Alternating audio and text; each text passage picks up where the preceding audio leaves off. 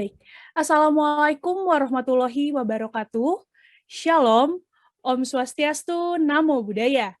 Selamat siang dan selamat datang di acara webinar Self-Development dengan tema How to Improve Your English Confidence yang diadakan oleh Bidang Kompetisi Internasional Kepengurusan OTF Peradilan Semu Fakultas Hukum Universitas Trisakti.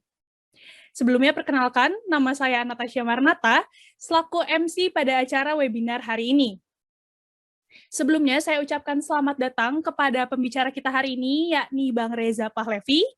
Selanjutnya, saya ucapkan selamat datang kepada Bapak Dr. Bambang Sucondro, SHMH, selaku Wakil Dekan 3 Fakultas Hukum Universitas Trisakti. Tak lupa selamat datang juga kepada Saudari Tiara Yolanda, selaku Ketua Parlemen FH Sakti, dan selamat datang juga kepada Saudara Nathanael Advent, selaku Ketua BEM FH Sakti. Dan tak lupa, selamat datang kepada Saudari Syahrazat Balkis selaku Ketua Umum OTF Peradilan Semu FH Sakti beserta jajaran kepengurusannya. Pertama-tama, marilah kita bersama-sama mengucapkan syukur kepada Tuhan Yang Maha Kuasa karena telah melimpahkan rahmat dan rezeki sehat kepada kita semua sehingga kita bisa menghadiri webinar pada hari ini. Selama acara berlangsung, para peserta dimohon untuk memperhatikan dan mentaati tata tertib yang akan dibagikan oleh panitia di kolom komentar Zoom agar acara ini dapat berjalan dengan lancar. Dan saya ingatkan kembali kepada para peserta untuk menyalakan kameranya dan dapat menggunakan virtual background yang sudah di-share oleh panitia sebelumnya di grup WhatsApp. Dan dilarang untuk menyalakan mikrofon selama jalannya acara, kecuali diperbolehkan pada saat sesi tanya-jawab. Baik, untuk mempersingkat waktu, kita awali agenda kita hari ini dengan berdoa terlebih dahulu. Doa pembuka akan dipimpin oleh Saudari Gabriela Jasmine. Kepada Saudari Gabriela Jasmine, waktu dan tempat kami persilahkan. Baik, terima kasih MC. Sebelum mulai kegiatan kita pada siang hari ini, kita awali dengan doa dulu ya. Doa akan saya pimpin dengan agama Kristen, yang lain mohon menyesuaikan. Mari kita bersatu dalam doa. Selamat siang Bapak Yesus Roh Kudus, terima kasih Tuhan karena Engkau telah mengumpulkan kami di Zoom meeting kali ini. Sebentar kami akan melakukan kegiatan webinar. Tuhan berkati jalannya webinar dari awal, pertengahan, hingga akhirnya. Ada campur tangan kuasa Tuhan. Biarlah ya Tuhan, Tuhan boleh menyertai kami, Tuhan boleh memberikan ilmu yang terbaik. Nanti kita akan mendapatkan banyak ilmu melalui webinar ini. Terima kasih Tuhan, kami telah mengucap syukur. Haleluya. Amin. Baik, terima kasih. Agenda selanjutnya adalah rangkaian sambutan yang akan diberikan pertama oleh Saudari Salsabila Indah Safitri selaku Ketua Pelaksana webinar hari ini. Baik, kepada Saudari Salsa, waktu dan tempat kami persilahkan. Baik, terima kasih. Assalamualaikum warahmatullahi wabarakatuh. Shalom, Om Swastiastu, Namo Buddhaya. Perkenalkan, nama saya Salsabila selaku Ketua Pelaksana pada webinar kali ini. Yang saya hormati kepada Bapak Wakil Dekan 3 FH Sakti, Bapak Bambang Sucondro. Yang saya hormati juga kepada Ketua BEM serta Ketua Parlemen dan Ketua Peradilan Semu FH Sakti 2021 yang sudah menyempatkan waktunya untuk hadir di webinar kali ini. Pertama-tama saya ingin mengucapkan terima kasih kepada para peserta atas antusiasnya karena jujur target yang yang sudah jadi target itu sudah melebihi pendaftar peserta, yaitu mencapai 250 peserta pada webinar kali ini. Saya sangat berterima kasih karena sudah menyempatkan waktunya dan kepada teman-teman panitia semuanya yang sudah membantu berjalannya acara kali ini. Acara kali ini bertema tentang how to improve your English skill, yang pada umumnya menjelaskan bagaimana kita bisa berbicara berbahasa Inggris di depan banyak orang, dan saya berharap acara ini bisa bermanfaat bagi diri kita masing-masing dan nantinya akan bisa terus memberikan acara-acara lain yang lebih baik. Baik, sekian sambutan dari saya. Semoga acaranya dapat berjalan dengan lancar. Terima kasih. Wassalamualaikum warahmatullahi wabarakatuh. saya kembalikan ke MC. Terima kasih. Baik, terima kasih kepada Saudari Salsa. Sambutan selanjutnya adalah sambutan dari Ketua Umum OTF Peradilan Semu yang akan dibawakan oleh Saudari Juni Desiani. Kepada Saudari Juni, waktu dan tempat kami persilahkan. Terima kasih MC. Assalamualaikum warahmatullahi wabarakatuh. Shalom, Om Swastiastu, Namo Buddhaya, salam kebajikan untuk kita semua. Sebelumnya, perkenalkan saya Juni Desiani dari Badan Pengurus Harian Peradilan Fakultas Hukum Trisakti yang akan mewakili dan pada saat ini ingin mengucapkan permohonan maaf dari Saudari Syahrazad Balkis yang tidak bisa menyampaikan kata sambutan dikarenakan sedang dalam keadaan sakit. Pertama-tama, puji syukur kepada Tuhan untuk waktu dan kesempatan kita dapat bersama-sama mengikuti webinar pada hari ini. Yang saya hormati, Bapak Dr. Bambang Sucondro, SHMH, selaku Wakil Dekan 3 Fakultas Hukum Universitas Trisakti. Yang terhormat, Saudari Tiara Yolanda, selaku Ketua Parlemen Fakultas Hukum Universitas Trisakti. Yang terhormat, Saudara Nathanael Advent, selaku Ketua BEM Fakultas Hukum Universitas Trisakti. Yang selanjutnya, Saudara Reza Valepi, selaku narasumber pada hari ini. Dan terima kasih dan kami mengucapkan apresiasi kepada setiap panitia yang telah mempersiapkan acara ini. Dan terima kasih untuk semua peserta yang hadir pada hari ini. Senang sekali pada hari ini bisa terlaksana webinar dengan narasumber hebat kita, yaitu Saudara Reza Valepi, khususnya yang pada hari ini akan membahas tentang how to improve your English confidence. Banyak di antara kita yang mungkin tidak percaya diri untuk berkata-kata dalam bahasa Inggris. Tapi pada saat ini, mari kita belajar dari Bang Reza, bagaimana kita dapat percaya diri dalam menggunakan bahasa Inggris. Saya yakin banyak sekali ilmu dan pengalaman yang sudah didapatkan oleh narasumber kita pada hari ini. Kiranya bisa di-sharingkan pengalaman tersebut dan ilmu tersebut kepada setiap peserta yang hadir pada hari ini. Semoga ilmu yang didapatkan pada hari ini dapat berguna untuk kita semua. Demikian kata sambutan dari saya. Mohon maaf apabila ada kata-kata yang kurang berkenan. Wassalamualaikum warahmatullahi wabarakatuh. Shalom, Om Santi Santi Santi Om, Namo Buddhaya. Baik, terima kasih kepada Saudari Juni atas sambutannya.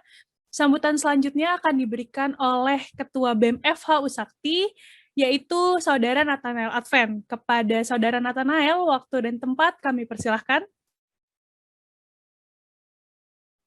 Baik, Assalamualaikum warahmatullahi wabarakatuh. Shalom, Om Swastiastu, Namo Buddhaya, salam kebajikan untuk kita semua. Sebelumnya saya mau minta maaf karena belum bisa menyalakan kamera pada acara hari ini. Kebetulan sedang berada di luar karena dengan situasi yang memang harus mendukung saya pergi keluar. Pertama-tama yang terhormat Dr. Bambang Sucondro, SHMH, selaku Wakil Dekan Fakultas Hukum Universitas Trisakti.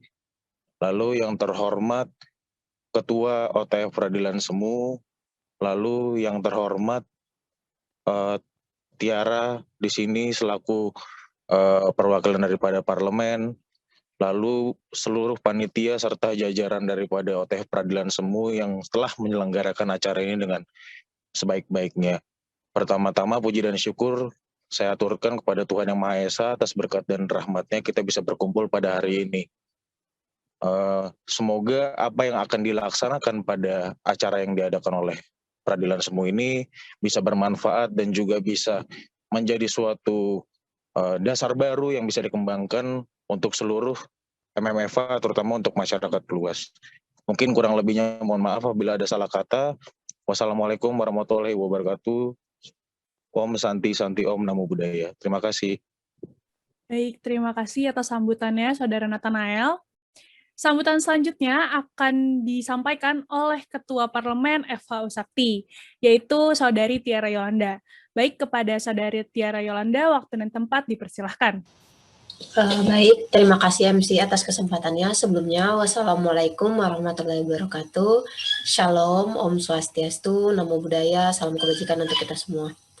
Puji dan syukur malah kita sampaikan kepada Tuhan Yang Maha Esa karena berkat rahmat dan hidayahnya kita dapat berkumpul di acara yang diselenggarakan oleh Peradilan Semu, yaitu acara webinar besar harapan saya acara yang diadakan Peradilan Semu ini terus akan ada, karena sebenarnya inovasi-inovasi baru dari Peradilan Semu saya harap sangat bisa membawa dampak positif bagi rekan-rekan MMFA, bukan hanya dari Peradilan Semu itu sendiri.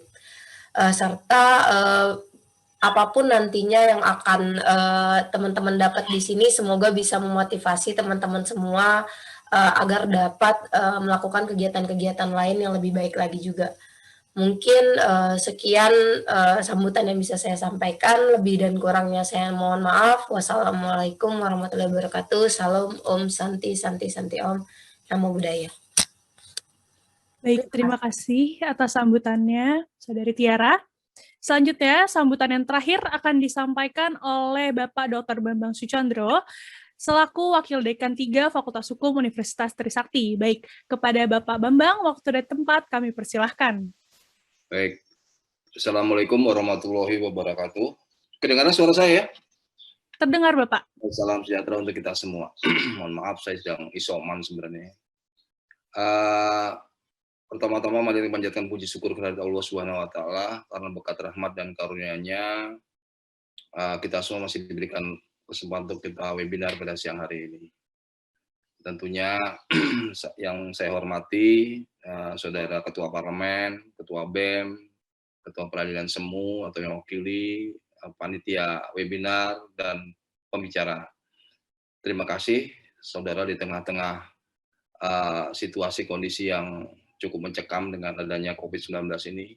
Ya, saya boleh cerita 2 minggu lalu istri saya terpapar COVID, akhirnya dipanggil Yang Maha Kuasa. Nah, sementara saya masih dalam keadaan saya masih istirahat.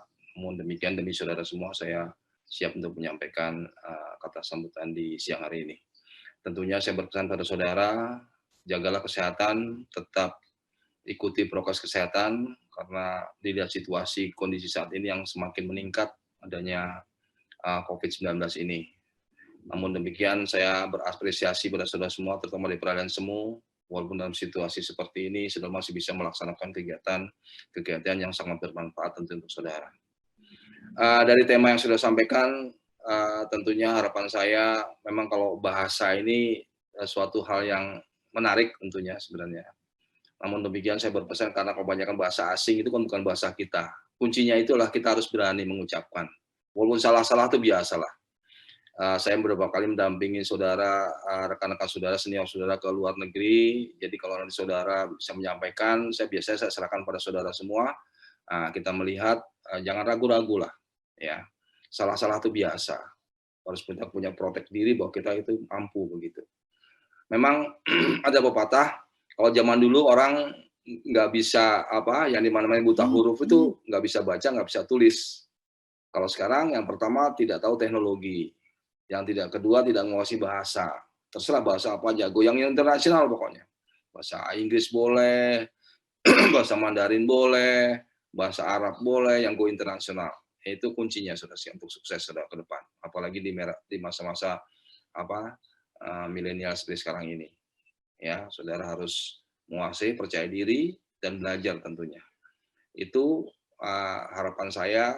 Tentunya nanti lomba-lomba di Peradilan Semu bukan hanya tingkat di dalam negeri saja, tapi di luar diharapkan lebih meningkat. Tadi Pak Bu Dekan dalam rapat pimpinan sudah memesankan nanti mungkin kita akan selektif lagi, jadi saudara lomba-lomba kita lihat levelnya, ya bukan kelasnya, bukan kita membeda-bedakan. Kalau kelihatannya kelasnya masih seperti baru belajar dan sebagainya, ya kita nggak perlu ikut, gitu saudara sekalian.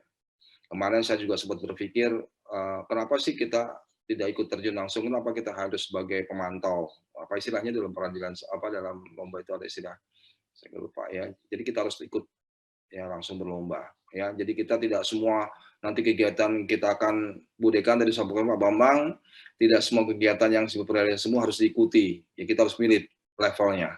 Ya, apalagi kita sudah sering juara, bukan kita membeda-bedakan, tapi itu adalah untuk peningkatan kita semua. Ya, nanti kalau perlu yang go internasional harus kita ikuti. Sempat juga kemarin saya tahun lalu saya di Palembang juga mendampingi Peradilan Semu, yaitu sifatnya internasional, ya tapi kita memang masih belum beruntung. Namun demikian itu sangat positif sekali untuk pembelajaran kita.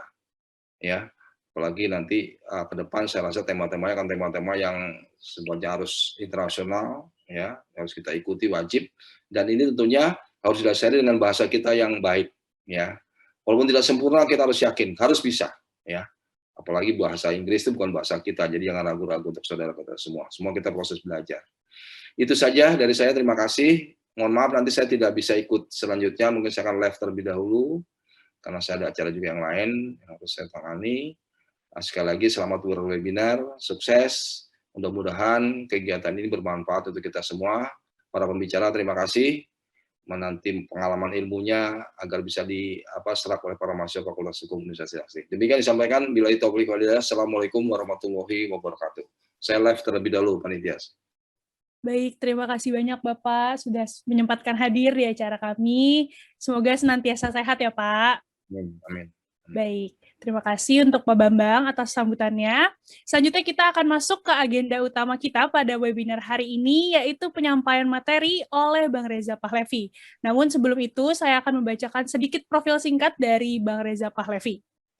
Bang Reza Pahlevi adalah seorang content creator yang memperoleh gelar sarjana dan magister di London School of Public Relations. Dan Bang Reza memiliki pengalaman pertukaran pelajar dan magang di Jerman. Bang Reza memulai karir sebagai content creator mulai dari tahun 2014, dan sampai sekarang Bang Reza masih aktif untuk membuat konten di sosial media. Baik, tanpa berlama-lama lagi, kepada Bang Reza, waktu dan tempat kami persilahkan, Bang. Halo, Assalamualaikum warahmatullahi wabarakatuh. Selamat siang semuanya. Ya. Oke, nah, mohon maaf, background-nya nggak bisa yang kayak kalian, karena kalau background yang foto, muka gue hilang. Nah, oke. Jadi, first of all, selamat siang semuanya. Terus, Assalamualaikum warahmatullahi wabarakatuh. Tadi, turut berduka cita buat Pak Bambang. Semoga Pak Bambang juga cepat diberikan kesembuhan dan kesehatan. Oke, jadi sebenarnya awalnya, ini gue lojo nggak apa-apa ya? Nggak harus aku kamu kan? Iya, nggak apa-apa Bang. Oke, jadi sebenarnya gue juga agak bingung karena diundang untuk sebuah acara yang how to improve your English confidence. Terus, karena kan gue bukan yang English speaker yang pro banget dan bukan yang aktif banget, dan ternyata pas gue lihat lagi judulnya ternyata English confidence. Jadi kan sebenarnya bukan English skills doang gitu. Jadi kayak kepercayaan diri tentang bahasa Inggris yang kita punya. Jadi kayak mungkin gue diundang sebagai speaker karena kepercayaan dirinya, bukan gara-gara skillnya gitu. Jadi tapi nanti gue akan share ke kalian pengalaman gue kenapa kita harus punya kepercayaan diri tentang bahasa Inggris, dan pengalaman gue di beberapa tahun ke belakang dengan menggunakan skill bahasa Inggris yang gue miliki. Mungkin gue bisa mulai langsung dari sekarang. Pertanyaan standar Zoom. Udah muncul belum ya? Udah, Bang. Oke. Nah, jadi sesuai dengan judulnya, How to Improve Your English Confidence. Nah, pertama adalah How to Improve Your English Skill. Ini adalah basic skill yang mungkin kita sebagai orang Indonesia, walaupun kita tinggal di Indonesia, tinggal di Asia, tapi kan sekarang kita dengan semakin adanya kemajuan teknologi, semakin adanya pertukaran pekerja, pertukaran pelajar antara satu negara dengan negara lain, apalagi Indonesia juga termasuk dalam udah mulai dari masyarakat ekonomi ASEAN sejak tahun 2015. Jadi menurut gue memiliki English skill yang cukup itu penting banget. Nggak harus yang sampai expert, yang sampai harus ngerti grammarnya sampai detail. Menurut gue tuh ini versi gue. Jadi kalau misalnya kalian, menurut gue yang penting itu kalian ngerti orang ngomong apa dan kalian bisa membalasnya gitu. Nggak harus yang ditulis di tulisan atau di writing itu grammarnya harus bagus-bagus banget. Itu sebenarnya basic skill yang itu bukan basic skill lagi, itu udah skill yang lebih advance lagi, kan harus belajar lagi lebih dalam. Tapi kalau misalnya buat keperluan sehari-hari dari gue alami beberapa tahun terakhir, dan gue mungkin gue pakai selama gue kuliah dan juga mungkin sebagai content creator, itu basic skill yang kayak sampai orang ngomong dan kita bisa ngomong balas, kita bisa balas omongan orang, itu menurut gue lumayan basic dan kalian kalau bisa paham sampai di titik yang itu. Nah, cara improve-nya adalah Yang pertama adalah ini dari apa namanya pengalaman yang gue miliki. Yang pertama kalian harus banyak-banyak nonton film atau TV series. Bagusnya sih TV series karena TV series kan dia berkala ya, berkelanjutan ya. Kayak misalnya kalian nonton Friends yang mungkin bisa sampai beratus-ratus episodes, atau mungkin nonton apa namanya nonton series yang lain kayak mungkin Money Heist dan lain-lain. Pokoknya kalian nonton Netflix, tapi kalian nonton. Dan kalau bisa, gue menyarankan kalian nonton, misalnya kayak anggaplah kita sebut nonton Netflix di series, nonton series di Netflix, kalian nonton film yang berbahasa Inggris, tapi pakai subtitle, tapi subtitle tetap bahasa Inggris, jangan dipindahkan ke subtitle Indonesia. Kecuali kalian pengen nonton dan pengen mengerti saat itu juga gitu. Tapi kalau kalian pengen nonton dan pengen ngerti biar nggak ketinggalan zaman sama obrolan teman-teman, ya mungkin kalian bisa langsung ganti ke bahasa Indonesia biar cepet paham. Tapi kalau menurut gue pribadi, kalian kalau pengen nonton series dan bisa dibilang yang sambil belajar bahasa Inggris, ya kalian nonton series, tapi subtitlenya diganti tetap bahasa Inggris. Jadi orangnya ngomong bahasa Inggris, lalu subtitlenya bahasa Inggris. Yang bikin bingung lagi adalah kalau misalnya kalian nonton series yang bukan berbahasa Inggris. Kayak misalnya nonton Money Heist kan berbahasa Spanyol kalau nggak salah. Terus nonton drakor, nonton drama Korea berbahasa Korea. Nah, gue sejauh ini dari gue aktif nonton Netflix dari 2018, itu gue nonton Netflix, nonton series apapun, berbahasa apapun, tapi subtitlenya bahasa Inggris. Jadi mungkin beberapa teman gue sampai bingung, gila lo nonton Korea, bahasa Korea, tapi subtitle bahasa Inggris, tapi lo harus menerjemahkan ke bahasa Indonesia. Nah, menurut gue kan berarti kan jadi kayak kita punya skill di dua bahasa lain dong selain bahasa Indonesia. Kita bisa ngerti bahasa Korea, kita bisa ngerti bahasa Inggris pastinya, dan juga kita bisa memahami ke bahasa Indonesia. Jadi gue pribadi menyarankan kalian buat nonton TV series atau apa namanya film lo. Kalau film kan biasanya kan cuma 2 atau 3 jam selesai kan. Kita tidak bisa memahami perjalanan satu orang tokohnya ini selama berepisode-episode kan. Kalau series kan dia bisa berepisode-episode kan. Kayak misalnya nonton Friends bisa sampai dengan season berapa, season 10. Nonton Money Heist bisa sampai udah season 4 kemarin dan lain-lain. Jadi kita bisa mengikuti cara orang ngomong satu tokoh itu sampai dengan berkali-kali, nggak cuma sekali. Kalau film kan cuma 2 jam selesai, habis itu udah kita harus ganti film lain. Kita harus memahami gaya bahasa dan gaya cara ngomongnya orang yang lain lagi. Jadi kalau menurut gue, trik pertama yang bisa kita gunakan sehari-hari dan paling gampang, paling simpel ya nonton series. Yang kedua, itu kalian bisa apa namanya mengasah skill. Jadi kalau yang dari series ini, gue mengasah skill ke listeningnya. Jadi kalian mendengarkan orang ngomong dan kalian bisa apa namanya dia ngomong kayak gini dan ternyata artinya ini. Kalau misalnya ada satu, kalau gue pribadi, gue kalau nonton series, kalau misalnya ada satu kata atau satu bahasa yang gue nggak ngerti, misalnya kayak dia menggunakan bahasa lain, bahasa yang kita mungkin nggak biasa pakai di sehari-hari gitu. Misalnya kayak di drama Korea yang lagi gue tonton tentang rumah sakit gitu. Misalnya gue nonton Hospital Playlist.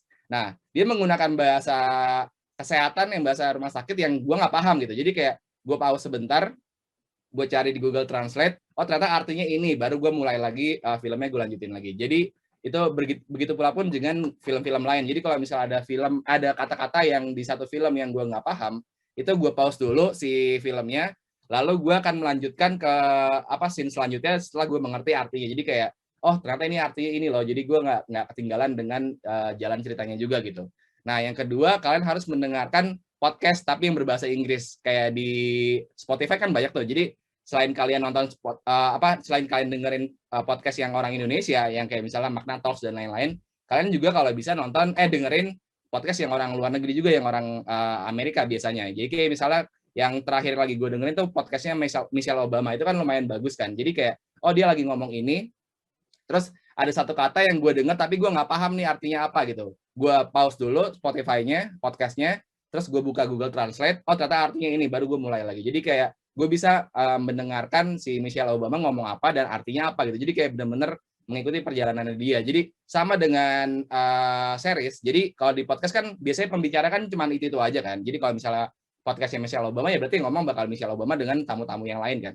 Nah jadi gue bisa mengetahui, oh ternyata cara ngomongnya Michelle Obama selama episode per episode tuh kayak gini. Jadi kayak gue bisa memahami apa yang diomongin sama Michelle Obama dan juga isi tentang podcast tersebut. Nah yang kedua, di sisi mungkin lebih ke arah reading. Jadi kayak lo selain selain bacain berita Indonesia, bacain berita lokal, itu gue sering banget bacain berita dari luar negeri. Nah, kalau misalnya apalagi sekarang kita lagi di masa pandemi gini, kita lagi banyak asupan-asupan berita dari lokal dan juga luar negeri kan. Nah, kalau gue pribadi, gue selain baca dari artikel yang ada di Indonesia, misalnya kayak gue baca Kumparan, gue baca detik.com dan lain-lain, tapi gue juga make sure artikel tersebut itu kayak misalnya lagi ngomongin kayak yang dulu awal-awal COVID-19 cuma menyebar via airborne gitu. Jadi kayak gue harus tahu nih sumbernya dari mana nih. Kalau misalnya yang udah dari Indonesia berarti kan udah ada sumber dari luar negeri atau mungkin dari dokter Indonesia, atau mungkin dia mengacu kepada sumber yang dikeluarkan sama WHO kan, sama WHO kan. Nah, jadi kayak gue harus tahu juga jurnalnya yang kayak gimana. Jadi kayak gue baca sumber yang memang dari langsung dari luarnya gitu. Misalnya kayak mengeluarkan mengeluarkan sebuah peraturan atau mengeluarkan sebuah ilmu atau knowledge itu adalah si WHO. Ya gue cari di website WHO, ternyata benar WHO tadi ngomong kayak gini dan akhirnya sudah diterjemahkan di Indonesia dan muncul di Kumparan sama di detik.com dan lain-lain. Nah, kalau misalnya berita-berita lain kayak berita ekonomi, kayak misalnya kalian mungkin kan selama 2 tahun terakhir kan kayak banyak banget anak-anak muda yang lagi pada getol main saham kan, lagi transaksi saham kan. Jadi kayak misalnya lu transaksi saham, lu transaksi kripto dan lain-lain, kan lu harus tahu berita-berita fundamental yang dari luar negeri juga, nggak cuma dari Indonesia dong. Kayak misalnya apa yang menyebabkan dolar naik, apa yang menyebabkan dolar turun, kan yang penyebabnya berarti dari Amerika dong, dari Amerika Serikat. Nah, gimana caranya kita bisa dapetin info yang lebih cepat? Ya kita harus kita harus baca berita di luar negeri. Nah, jadi kayak gue pribadi, selain gue bacain berita-berita lokal kayak tadi gue bilang kayak Kumparan, Detik, Tempo dan lain-lain, itu gue baca juga berita-berita dari luar kayak misalnya Bloomberg, Reuters, terus juga CNN dan lain-lain. Jadi kayak benar-benar bacain berita itu nggak cuma dari satu sumber doang, dan itu bisa bikin kevalitan berita yang kita punya itu lebih akurat gitu dibandingkan kita cuma baca berita dari Indonesia doang gitu. Lalu yang ketiga itu lebih ke arah writing. Nah, kalau writing ini kayak misal tadi berhubungan sama yang watching, sama yang listening yang di paling atas. Jadi kalau misalnya gue pribadi, dulu pas gue masih rajin, kayak misalnya gue ada nonton film tertentu, film series apa gitu di Netflix, ada satu kata yang gue nggak ngerti. Nah, itu gue catat di catatan gue, di buku catatan gue, kayak gue punya jurnal kecil gitu.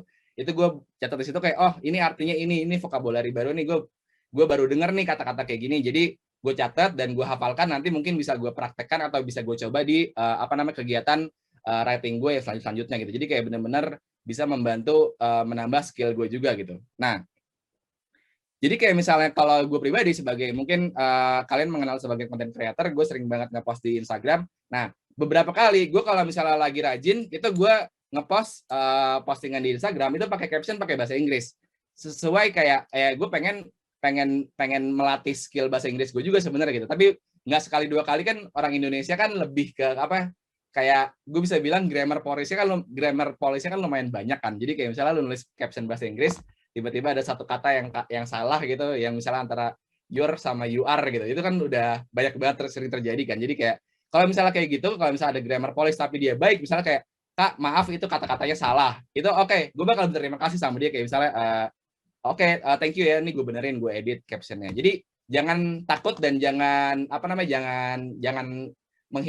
kehilangan kepercayaan diri buat rajin-rajin nulis sesuatu berbahasa Inggris di jurnal kalian, atau mungkin di Instagram caption kalian, atau mungkin di Instastory kalian. Yang penting kalian ngerasa pede dan ngerasa itu menurut kalian itu benar. Nah, tapi kalau misalnya ada orang yang membenarkan dengan cara yang baik dan sopan, ya kalian dengerin juga kayak misalnya, ternyata yang gue tulis barusan adalah salah gitu. Jadi kayak gue pun nggak sekali 2 kali diingetin sama netizen kayak, Kak, itu kata-kata bahasa Inggrisnya salah gitu. Jadi gue harus benerin dan gue bakal berterima kasih sama dia gitu. Tapi kalau misalnya yang dia ngasih taunya tapi pakai versi kasar atau versi yang pakai ngata-ngatain gitu ya, itu kalau bisa dihilangkan aja dan orangnya diblok aja dari sosial media biar kalian nggak terpengaruh sama ketoksikan yang dia lakukan gitu. Walaupun sebenarnya baik, dia mengingatkan, tapi ya mungkin caranya salah gitu. Jadi kayak itu bisa jadi sumber belajar kita juga kalau misalnya kita nulis di di notes atau mungkin di Instagram stories kita atau di Instagram caption kita. Nah, yang terakhir itu kan yang paling penting menurut gue ini adalah si talkings ini kan, gimana caranya kita bisa ngomong, kita bisa speaking sama orang lain dengan berbahasa Inggris gitu. Nah, gue kebetulan kemarin kuliah di LSPR di London School itu selama 5 tahun, 4 tahun S1 ditambah 1 tahun S2, itu kebetulan kita menggunakan sistem 60% berbahasa Inggris, 40% berbahasa Indonesia gitu. menurut buku panduan, padahal aslinya nggak gitu-gitu amat. Tapi gue pribadi kebetulan gue banyak dapat dosen yang langsung dari Inggris. Jadi di kampus gue kemarin itu banyak dosen yang beneran datang dari Inggris buat ngajar kita. Dan apalagi di S2 tuh mungkin menurut gue lebih banyak kan dosen yang berbahasa Inggris dibandingkan yang berbahasa Indonesia. Nah, jadi gue bener-bener berterima kasih banyak sama si kampus gue kemarin, karena gue 5 tahun bener-bener kayak diajarin buat ngomong berbahasa Inggris, walaupun kita nggak terlalu lancar dan nggak terlalu jago gitu. Walaupun sampai sekarang pun mungkin skill gue dalam berbahasa Inggris kalau ngomong itu masih levelnya masih biasa aja, bukan yang jago-jago amat gitu. Dan aksen gue pun masih aksen yang orang Indonesia banget gitu. Tapi alhamdulillah gara-gara gue kuliah berbahasa Inggris, terus gue juga sering melakukan hal-hal yang tadi gue sebutin di atas juga, itu jadi improve skill Inggris gue, berbahasa Inggris gue, dan akhirnya gue bisa pakai di kehidupan gue yang nanti mungkin akan gue contohkan di beberapa slide ke belakang. Nah, gue juga sama alhamdulillah sama pacar gue sekarang, gue punya rules kayak misalnya, kalau misalnya kita lagi ada momen yang kita lagi ngomongin bahasa Inggris, kita ngomongin bahasa Inggris yuk gitu, jangan bahasa Indonesia. Jadi kita benar-benar ngelatih skill bahasa Inggris kita berdua gitu. Dan kebetulan cewek gue juga dia kerjanya di bank internasional. Jadi kalau dia pribadi secara daily dia ngomongnya berbahasa Inggris dengan nasabah-nasabahnya dia dan juga orang kantornya. Nah, jadi gue pun juga belajar sama dia.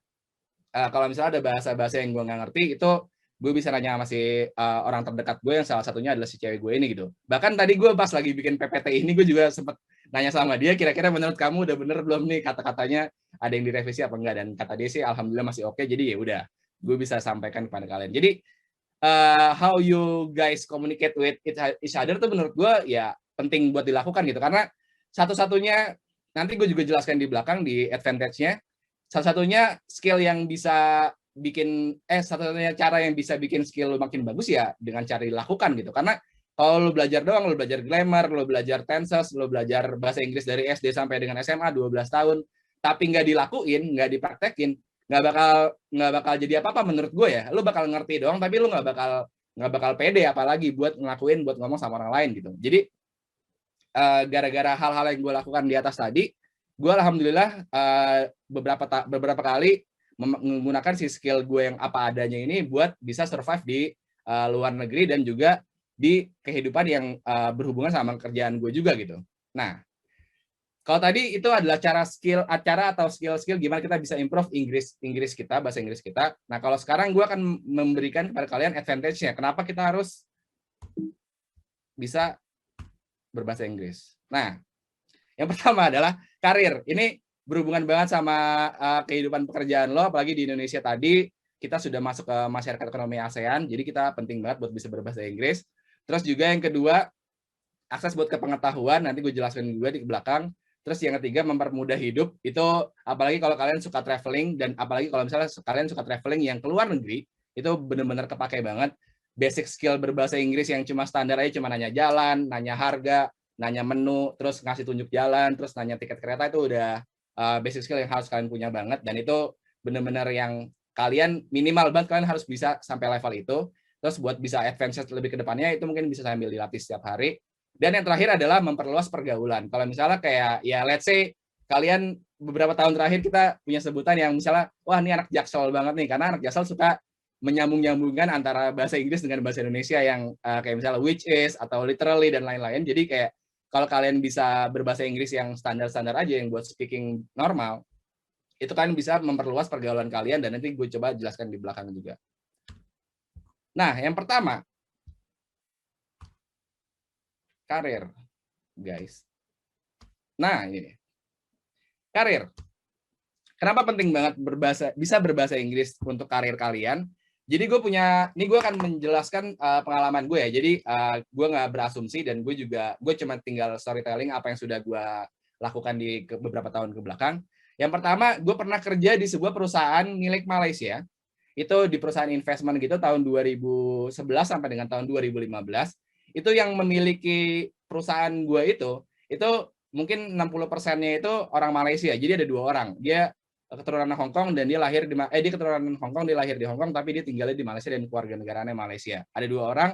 Nah, si bapak bos gue ini gara-gara dia nggak bisa menemukan orang Indonesia yang bisa berbahasa Inggris, dan akhirnya dia kenal sama gue, salah satu karyawannya dia. Terus alhamdulillah jenjang karir gue jadi lumayan bisa cepat gara-gara dibantu sama si bapak bos ini gitu. Jadi kayak gue bisa naik. Jadi dulu jabatan gue dari junior marketing, lalu naik ke senior marketing, terus gue sempat jadi asisten manager, sampai akhirnya gue jadi business development manager waktu itu di level terakhir gue. Jadi dari level junior marketing sampai dengan business development manager tuh harusnya bisa sampai dengan 10 tahun kalau misalnya orang normal menjalankan gitu. Nah, sampai akhirnya si bos gue ini, si orang Malaysia ini, dia bilang, gue punya orang klien, punya calon klien, punya calon nasabah, itu dari luar negeri. Dan harus yang nge-handle adalah orang-orang yang bisa berbahasa Inggris. Nah, kebetulan teman-teman kantor gue yang lain waktu itu skill bahasa Inggrisnya, alhamdulillah,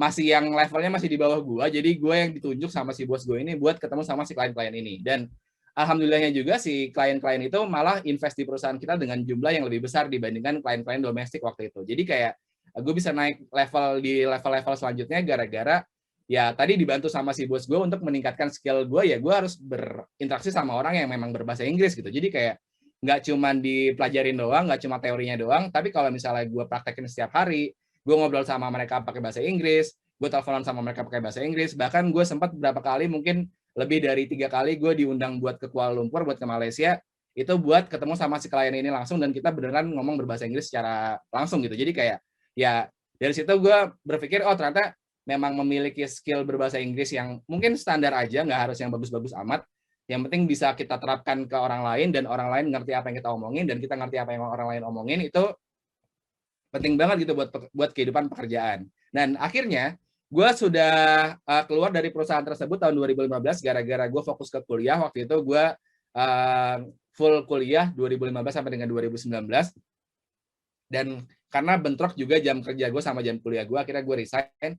Dan di tahun 2017, di saat gue kuliahnya udah mulai agak santai karena tinggal skripsi doang dan magang waktu itu, persiapan magang, gue pernah bekerja di sebuah perusahaan milik orang Cina, orang Chinese, tapi dia keluarga negaranya Hong Kong gitu. Tapi dia punya perusahaan di Indonesia dengan board of manager itu, board of director orang Indonesia beberapa, tapi yang punya perusahaan ini adalah orang Hong Kong Chinese gitu. Dan akhirnya gue diundang sama beliau, jadi gue sempat apply di sebuah perusahaan, terus si perusahaan ini bilang apa yang lu punya sampai akhirnya lu bisa kita terima di perusahaan kita gitu pokoknya. Dan akhirnya si HRD-nya itu, si human resource-nya, gue bilang gue punya skill gini dan tapi gue menjelaskan itu pakai bahasa Inggris di email gue. Dan akhirnya gue di-invite sama mereka buat ke kantor mereka dan interview langsung sama si HRD-nya, dan si HRD-nya bilang, wah ini orang Inggrisnya lumayan nih, nggak jelek-jelek amat gitu kan. Dan kebetulan kan CEO kita kan orang Hong Kong kan waktu itu kan. Dan akhirnya CEO dan foundernya orang Hong Kong. Terus kebetulan juga pas gue lagi apply itu, pas lagi proses penerimaan kerja itu, si orang Hong Kong ini, si CEO-nya lagi di Indonesia waktu itu, lagi mau meeting buat buat launching produknya mereka gitu. Dan akhirnya gue dipertemukan sama si CEO-nya ini di salah satu restoran di Sudirman waktu itu. Terus kita bener-bener ngomong man to man gitu. Jadi si HRD-nya nyamperin CEO-nya, terus gue dikasih duduk buat ngobrol sama CEO-nya, terus habis itu si HRD-nya pergi. Jadi gue ngobrol sama si CEO-nya, dia cuma nanya, coba jelasin tentang diri lo. Akhirnya gue jelasin tentang diri gue, beberapa tahun kebelakang gue ngapain, skill yang gue punya apa aja, dan lain-lain. Sampai akhirnya si CEO-nya tuh kayak amazed sendiri gitu, kayak wah ini orang kok mau kerja di perusahaan gue gitu. Padahal itu waktu itu startup kan, jadi dia berpikir kok orang dengan skill yang gue punya, orang dengan skill yang kayak gue punya itu kok mau nge-apply di dia gitu. Dan akhirnya si CEO-nya bilang ke HRD-nya, waktu itu kalau nggak salah gue hasil gue ngobrol sama si HRD setelah beberapa bulan gue bekerja, si HRD-nya bilang, CEO-nya sempat bilang ke HRD-nya, ini orang kalau misalnya nego gaji berapapun, kalau misalnya dia propose gaji berapapun, jangan dinego. Jadi kayak misalnya gue waktu itu misalnya contoh gue nego gaji di 10 juta, ya si perusahaan tuh nggak boleh nego karena dia berpikir 10 juta adalah harga yang cocok buat si Reza ini. Akhirnya gue waktu itu sempat gue pas lagi ditanya gue maunya gaji berapa, gue sebut di sebuah angka, terus beneran nggak dinego sama si HRD-nya. Terus gue dalam hati, gue kan taunya setelah beberapa bulan setelah gue bekerja kan, akhirnya gue berpikir kayak, wah tahu gitu gue dulu harusnya gue naruh harga yang lebih tinggi lagi gitu, karena kan nggak bakal dinego sama dia gitu. Tapi ya itu kan udah kelewat juga kan. Jadi akhirnya gue berpikir ya karena lo bisa ngomong bahasa Inggris, apalagi dengan level bisa ngomong sama founder atau sama CEO gitu, sama manajer apalagi, itu lo udah bisa kayak kasarnya dapat 1 poin plus gitu loh dengan bikin impresi dia bagus. Dan harusnya dengan impresi dari si atasan yang udah bagus, kita tinggal melakukan pekerjaan kita sehari-hari dan akhirnya bisa bekerja dengan skill yang kita punya tadi gitu. Tinggal diimprove aja ke depannya. Lalu yang terakhir ini berhubungan dengan sosial media gue, karena gue beberapa kali juga dapat campaign dari beberapa brand, gue kerjasama atau mungkin kalian bisa sebutnya sebagai endorsement atau endorse. Itu gue nggak cuma terima brand dari Indonesia doang, karena gue juga terima brand dari luar negeri juga. Yang paling sering gue terima di 5 tahun ke belakang itu adalah Daniel Wellington. Daniel Wellington gue dapat emailnya langsung dari Daniel Wellington dari Swedia dengan berbahasa Inggris. Dia propose pakai bahasa Inggris. Kita pun nego harga, barternya gimana itu pakai bahasa Inggris juga. Dan itu gue 2015 sampai dengan 2019 kemarin itu gue mungkin dikirimin jam sama Daniel Wellington mungkin sekitar lebih dari 10 piece, karena karena jenis kerjasama yang kita lakukan tuh waktu angkanya masuk. Terus juga sekarang gue lagi kerjasama sama sebuah perusahaan yang berasal dari Malaysia. Jadi kayak ada perusahaan investment gitu dari Malaysia. Terus dia transaksinya worldwide, dari bisa transaksi di luar negeri, nggak cuma di Indonesia. Dan akhir si yang propose awalnya adalah orang Indonesia. Dia kalau nggak salah head manager di marketingnya. Terus dia ngobrol-ngobrol sama gue, terus dia jelasin produknya, dan ternyata sama gue cocok, dan gue juga memang pakai produknya. Sampai akhirnya gue dikenalin sama sama head marketingnya. Ternyata head marketingnya adalah orang Belanda kemarin, dan akhirnya si orang Belanda ini pun memperkenalkan gue sama salah satu kalau nggak salah gue lupa antara CEO atau COO gitu, pokoknya petinggi-petinggi yang di atas itu orang Malaysia. Dan akhirnya kita ngobrol-ngobrol dan kita punya satu grup WhatsApp sendiri gitu, dan kita benar-benar ngomongin produknya itu di grup WhatsApp tersebut, dan kita full pakai bahasa Inggris di situ. Jadi kayak gue di sosial media gue pun jadi kayak selain gue menerima brand campaign dari luar negeri, jadi kayak gue juga bikin relationship antara gue sama brandnya, dan apalagi sama yang punya gitu. Jadi kayak nggak cuman kayak misalnya gue di endorse jam, habis itu jamnya gue post, habis itu udah gue putus hubungan, nggak kayak gitu. Jadi kayak gue sering banget bekerja sama brand yang dimana gue kerja sama orangnya juga gitu, sama marketingnya, bahkan sama foundernya kalau misalnya berkesempatan buat bisa kenal sama foundernya gitu. Jadi kayak saat gue nanti mungkin ke Malaysia, gue bisa aja ketemu sama si orang ini buat ngobrol-ngobrol aja, buat ngopi-ngopi atau buat chill bareng gitu, karena kita hubungannya udah baik di pekerjaan gitu. Jadi kayak si orang Belanda ini pun dibilang gara-gara kita posisinya lagi pandemi, dia nggak bisa ke sini, gue pun juga nggak bisa ke Belanda pastinya.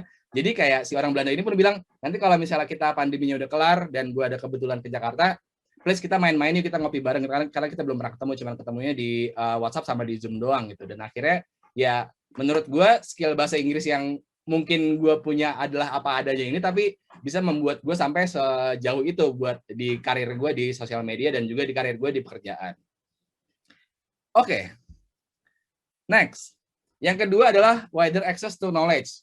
Nah, ini berhubungan dengan kita-kita dan mungkin kalian-kalian sebagai mahasiswa. Seperti kita ketahui kan sekarang kalau nggak salah, kalau misalnya kalian ada yang sudah sampai level S2, kalau buat kalian bisa lulus S2, setahu gue harus bikin jurnal berbahasa Inggris kan, atau nggak bikin jurnal. Nah, kalau di kampus gue itu kemarin jurnalnya berbahasa Inggris. Jadi kayak ya gimana caranya lo bisa mengakses atau bisa membuat sebuah jurnal kalau misalnya lo nggak bisa berbahasa Inggris, yang dimana jurnal lo adalah berbahasa Inggris gitu. Jadi kayak ya saat gue bikin jurnal gue kemarin sebelum gue lulus S2, itu gue harus mencari tahu jurnal-jurnal berbahasa Inggris yang memang relate sama jurnal yang akan gue buat gitu. Jadi kayak gue buku-bukunya pun juga harus yang berbahasa Inggris, karena karena gue juga kebetulan gue jurusannya HI, gue hubungan internasional. Jadi jurnal yang gue bikin itu ya pastinya harus berhubungan dengan dunia internasional, nggak cuma Indonesia doang. Jadi gue harus nyari buku, nyari akademik jurnal, nyari berita dan nyari artikel yang pastinya berbahasa Inggris juga gitu. Dan akhirnya kalau misalnya lu nggak punya skill bahasa Inggris sama sekali gitu, misalnya nol banget, ya gimana caranya lu bisa bikin jurnal berbahasa Inggris kalau lu nggak punya skill bahasa Inggris sama sekali gitu, mau nggak mau ya paling pakai cara curang, lu harus bayar calo, dan ya lu lulusnya jadi nggak sesuai dengan harapan lu gitu loh. Jadi kayak kalau misalnya ntar lu lulus dan lu pakai jurnalnya buat kerja, itu nggak bisa karena lu sendiri nggak ngerti apa yang lu bikin gitu, nggak ngerti apa yang lu tulis gitu. Dan bahkan lebih kerennya lagi, beberapa orang di kampus gue itu bikin tesisnya atau bikin skripsi berbahasa Inggris gitu. Kalau gue kemarin masih pakai bahasa Indonesia karena gue nggak bisa mempertanggungjawabkan pada saat gue sidang skripsi tiba-tiba dihajar ditanyanya pakai bahasa Inggris, gue takutnya gelagapan. Jadi gue bikinnya pakai bahasa Indonesia. Nah, kayak contohnya kayak pacar gue kemarin, dia bikin tesisnya pakai bahasa Inggris. Jadi kayak karena mungkin Inggris dia jauh lebih bagus dibandingkan gue, dan akhirnya dia ngerasa yakin dan pede dengan skill bahasa Inggrisnya, dia bikin tesis berbahasa Inggris gitu. Dan gue pun pada saat bikin jurnal akademik buat lulus S2 kemarin juga dibantu sama cewek gue juga buat mereview si bahasa Inggrisnya juga gitu. Jadi kayak gimana caranya lo bisa bikin jurnal berbahasa Inggris, bikin tesis berbahasa Inggris, bikin skripsi bahasa Inggris kalau misalnya lo nggak punya skill Inggris sama sekali. Jadi itulah pentingnya kenapa kita harus bisa memiliki skill berbahasa Inggris. Apalagi speaking nanti pada saat kalian sidang, tesis ataupun skripsi, kalau misalnya kalian berbahasa Inggris ya kalian harus bisa mempertanggungjawabkan hal tersebut dengan bahasa Inggris juga pastinya. Yang ketiga, membuat hidup lebih mudah. Nah, gue pengen pamer sedikit. Jadi gara-gara skill bahasa Inggris yang gue miliki, yang menurut gue padanya tersebut, gue sudah bisa membawa diri gue ke 25 negara di luar negeri, termasuk Indonesia pastinya, jadi 24 negara di luar negeri. Jadi gara-gara gue sering traveling, gue suka jalan-jalan, dan kebetulan juga gue beberapa kali kerja sama beberapa brand yang mengharuskan gue harus keluar negeri, itu gue diundang buat bisa ke sana, dan pastinya dengan berbahasa Inggris yang gue punya gitu. Dan akhirnya gue sejauh ini selama seumur hidup ini gue sudah berhasil menginjakan kaki di 25 negara di dunia gitu. Dan akhirnya terbanyaknya itu gara-gara gue waktu itu sempat exchange di 2018. Gue terpilih sebagai salah satu mahasiswa yang lolos tes listening, writing, sama reading bahasa Inggris di kampus, dan gue terpilih dari mungkin 130-an peserta yang berangkat cuma 38 kalau nggak salah yang gue inget, itu ke beberapa kota di luar negeri. Kalau nggak salah ada 42 kota di luar negeri, dan gue akhirnya berangkat ke Jerman waktu itu di tahun 2018. Gue berangkat ke Jerman di kota Munchen, itu gue exchange di sana selama 9 bulan. Basically gue sekolahnya cuma 5 bulan, karena satu semester di sana cuma 4,5 bulan di kampus gue yang di Jerman, di Munchen. Lalu gue 3 bulannya itu magang di KBRI, di Embassy of Indonesia di Berlin, di Jerman juga. Jadi kayak gue total 9 bulan di Jerman. Selama gue 9 bulan di Jerman, itu gue berkesempatan buat jalan-jalan ke negara-negara sebelahnya, karena kan Jerman kan kalau misalnya kalian bisa lihat di peta Eropa, dia ada di tengah-tengah kan, agak di tengah-tengah kan. Jadi kayak dari kota gue dari Munchen ke Austria cuma 2,5 jam naik kereta, terus dari kota gue ke Swiss cuma 6 jam kalau naik bus dan lain-lain. Jadi kayak gue pas tahun 2018 itu gue selama setahun itu gue berhasil ke 18 negara, termasuk Jepang dan Turki kalau nggak salah, dan Korea waktu itu. Jadi kayak gue di Eropa sempat ke 14 negara. Di sekitar Jerman doang gue ke Belanda, Iceland, terus ke Swiss, ke Jerman dan lain-lain. Terus juga ya intinya ini gara-gara skill berbahasa Inggris yang gue miliki, yang bahkan menurut gue apa adanya gitu. Jadi kalau misalnya kalian punya skill yang jauh lebih bagus, ya kan berkesempatan banget buat bisa jauh lebih lebih bisa berkelana kemana-mana gitu. Nggak cuma kayak gue cuma 25 negara doang, masih cupu lah. Nah kalian mungkin bisa ke Amerika Serikat, bisa ke Inggris, bisa ke Australia dan lain-lain gitu. Jadi kayak ya kalian harus memanfaatkan si skill berbahasa Inggris kalian tersebut buat mempermudah hidup kalian selama di luar negeri gitu. Nah, ini gue punya contoh, kalau misalnya kita punya skill berbahasa Inggris yang kurang. Ini gue nemu di TikTok semalam. Decrease me there. What? No, leave me alone. Put me down. Yes, I stay. Gue ulang sekali lagi ya. Decrease me there. What? No, leave me alone. Put me down. Yes, I stay. Jadi sebenarnya si Mas ini yang bertopi, dia cuma pengen minta turun gitu. Jadi karena dia nggak punya kata-kata, nggak punya vocabulary cukup, jadi bilangnya decrease me there gitu. Karena decrease kan ya sebenarnya kalau diartiin kan turun juga kan. Tapi kan nggak itu maksudnya gitu. Bisa aja bilang kayak please stop here atau enggak my home is there gitu. Jadi kayak dia karena mempunyai bahasa Inggris yang cukup, jadi kayak yang cukup menurut dia, jadi bahkan si bapak supirnya sampai what gitu. Jadi kayak ya kayak gue bilang tadi, dengan lu punya skill bahasa Inggris, yang penting orang ngerti dan kita ngerti orang ngomong, itu bisa mempermudah hidup kita banget lah pokoknya. Kayak misalnya gue selama di Eropa kemarin, di 14 negara itu gue muter-muter, nggak selamanya gue bisa ngomong bahasa Inggris sama semua orang gitu, karena ada beberapa orang yang mungkin kayak di negara-negara kayak di contohnya di Austria yang agak pedalaman, itu gue sempat ke satu kota yang agak dalam, nggak cuma di Wina, itu gue kota yang kayak kasarnya kayak di kampungnya gitu di Austria, itu mereka bahkan nggak bisa bahasa Inggris gitu, mereka cuma bisa bahasa Jerman sama bahasa Prancis kalau nggak salah. Jadi gue cuman nanya-nanya, jadi cuma sebatasnya aja. Jadi misalnya gue cuma nanya jalan, cuma nanya ini harganya berapa, terus cuma nanya ini toilet di mana dan lain-lain. Jadi kayak penting kalian punya basic skill sampai situ aja gitu. Kalau misalnya kalian ngerasa pengen coba buat ke luar negeri gitu, karena skill yang kayak misalnya kalian yang udah advance banget itu bisa dipakai buat communicate masalah bisnis, masalah pekerjaan dan lain-lain. Kalau misalnya kayak cuma nanya jalan, nanya alamat dan lain-lain, nyari toilet, itu menurut gue basic skill yang standar aja itu cukup. Yang penting kalian nggak cuma ngerasa cukup di situ doang gitu. Yang penting kalian ngerasa oh ini kurang, jadi harus diimprove. Jadi kayak mungkin si mas yang bertopi ini bisa aja setelah ini dia belajar bahasa Inggris lagi biar lebih bagus, jadi bisa turun dari mobil dengan versi yang udah dengan bahasa yang benar gitu loh.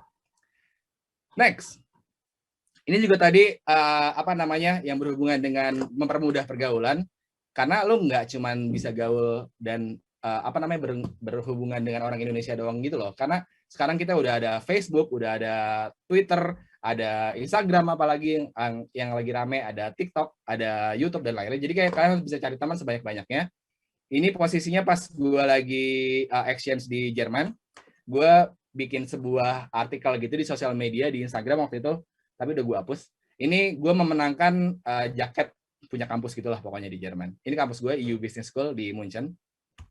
Nah ini teman-teman kelas gue pas di Munchen, pas di Jerman, kalian mungkin tidak bisa menemukan gue terselip di belakang. Jadi kayak ini kelas gue di Munchen di Jerman, kita itu cuma 2% yang orang Jerman. Jadi satu kelas gue itu kalau nggak salah 35 sampai dengan 40 orang. Itu yang 2% itu cuma yang orang Jerman cuma 2%. Sisa itu orang luar negeri macam-macam. Ada yang teman teman semeja gue tuh orang Taiwan. Terus teman depan gue orang Amerika Serikat, teman belakang gue orang Brazil atau Argentina gitu, gue lupa, pokoknya orang Amerika Latin. Terus beberapa ada yang dari dari Timur Tengah, ada yang dari Egypt, ada yang dari dari Malaysia juga ada, tapi yang orang Indonesia cuma gue doang saat itu. Jadi kayak gue benar-benar ngobrol sama si mereka ini dengan pastinya dengan bahasa Inggris, karena ya kita kan bahasa yang yang banyak dipakai di dunia kan si bahasa Inggris ini kan, walaupun bahasa yang diakui sama PBB itu banyak, ada China, ada bahasa Mandarin, ada bahasa Arab dan lain-lain. Bahasa Spanyol, Prancis juga bisa dipakai. Tapi karena kita benar-benar diverse di sini, isinya orang-orang luar negeri manapun, itu akhirnya kita ngomong bahasa Inggris pastinya sehari-hari buat nanya-nanya masalah kuliah dan lain-lain, dan juga materi kuliah kita pun pakai bahasa Inggris pastinya. Nah ini juga pas gue sama kampus lagi visit ke kantornya BMW di Jerman, karena kan BMW ada di Munchen, jadi gue diundang sama BMW-nya satu kampus waktu itu, satu angkatan kalau nggak salah, tapi ini anak-anak kelas gue juga. Dan ini pas gue lagi di Jerman tuh, di Munchen ada namanya Oktoberfest, tapi ini bukan Oktoberfest, ini namanya mini Oktoberfest, adanya di bulan April kalau nggak salah. Itu kita kayak ngobrol-ngobrol bareng, tapi most likely di sana temanya adalah minum bir bareng, tapi karena gue tidak minum bir, jadi gue cuma ikutan chill dan ngobrol-ngobrol bareng, minum orange juice waktu itu. Dan ini teman-teman gue yang orang Jerman beneran, yang orang asli dari Munchen, jadi kayak kasarnya akamsinya gitulah pokoknya. Dan kita ngobrol-ngobrol bareng dan masih berbahasa Inggris. Yang baju biru di sebelah gue itu tetangga gue di rumah di Jerman. Dan ini teman sekelas gue juga, teman bisa gue bilang cukup teman baik gue di kelas, dan akhirnya kita ngobrol berbahasa Inggris, padahal dia orang Albania kalau nggak salah, dia orang Albania yang bahasa Inggrisnya pun juga sama kayak gue, pas-pasan. Jadi kita ngomongnya, tapi kita berdua, yang penting kita berdua paham dulu gitu. Yang penting apa yang lu omongin sama apa yang gue omongin, kita bisa satu visi dan kita bisa ngerti satu sama lain. Gue masih berhubungan sama si mas-mas ini satu ini sampai sekarang via Instagram. Gue masih suka DM-an. Oh by the way, gue yang kiri ya, bukan yang kanan. Jadi kita masih berhubungan baik sampai sekarang. kita juga sering kirim-kiriman foto di Facebook dan lain-lain lah pokoknya. Jadi mungkin kalau misalnya someday gue bisa berkesempatan ke Albania, mungkin gue akan mencoba mencari si mas-mas ganteng inilah. Oke, mungkin sekian tips and trick dari gue dan juga pengalaman yang bisa gue share kepada kalian. Mungkin keterangan lebih lanjut bisa cari saya di sosial media saya yang di bawah ini. Sekian. Terima kasih semuanya. Baik, terima kasih banyak untuk Bang Reza. Selanjutnya kita bakal masuk ke sesi tanya jawab ya Bang ya. Untuk para peserta yang ingin bertanya, boleh langsung nih menggunakan format yang sudah dikirim oleh panitia di kolom komentar. Oke, kita tunggu beberapa saat. Silakan yang ingin bertanya, langsung nih dijawab nanti sama Bang Reza-nya nih langsung.